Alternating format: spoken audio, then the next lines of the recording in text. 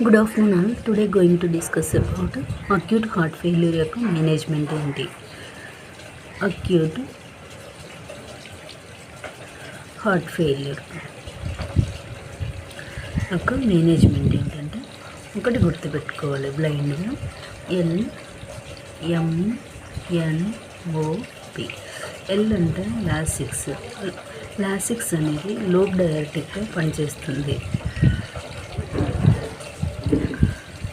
ఎం అంటే మార్ఫిన్ అనేది నార్కోటిక్ అనాలిసిక్స్. ఇది పేషెంట్ యొక్క పెయిన్ తీవ్రతను తగ్గిస్తుంది.